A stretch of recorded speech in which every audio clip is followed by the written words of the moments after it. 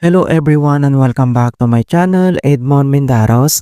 And for today's quick tutorial, I'm going to show you guys on how to resolve Call of Duty Warzone DirectX unrecoverable error on PC.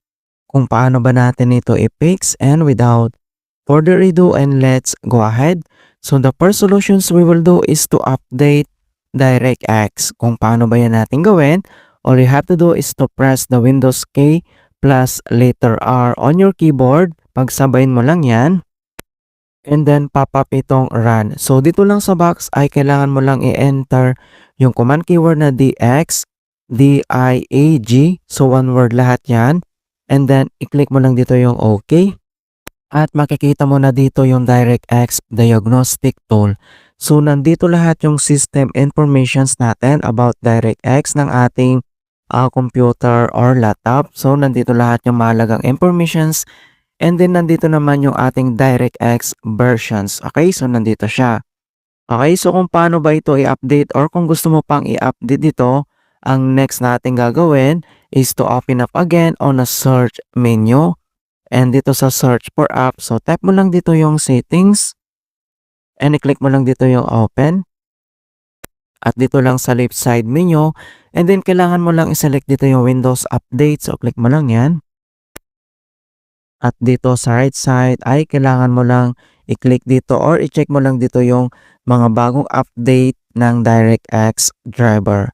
Alright, so i-click mo lang yan. And then once na-update mo na dito yung bagong update, and other solution na pwede natin gawin is to update graphics driver.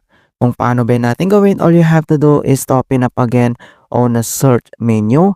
And dito sa search for apps, so type mo lang dito yung device manager, and then click mo lang dito yung open.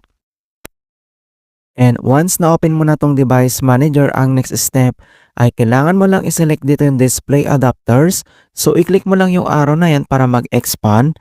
And then kailangan mo lang i-update itong ating graphics driver. Kung paano ba ito i-update? So i-select mo lang siya, and then kailangan mo lang mag-right click and itap mo lang tong update driver. And then may dalawang option dito na pwede natin gawin, like search automatically for drivers or browse my computer for drivers. And then itap mo lang tong search automatically and wait natin. So makikita mo na dito na the best drivers for your device are already installed. Okay, and hope na na-resolve yung problem. But if the error still persists, ang next solution na pwede natin gawin is to disable background apps. Kung paano ba yun natin gawin? All you have to do is to right click on the taskbar. So dito lang sa ating blank space area, so kailangan mo lang mag right click. And then select mo lang dito yung task manager. And once na open mo na tong task manager, so dito lang sa processes tab, ay kailangan mo lang i-select dito yung the most app that consume resource. So makikita mo naman dito yung kanyang CPU and memory, kung ano yung apps na nagko-consume ng maraming CPU and memory usage, yun ang kailangan mong i-end.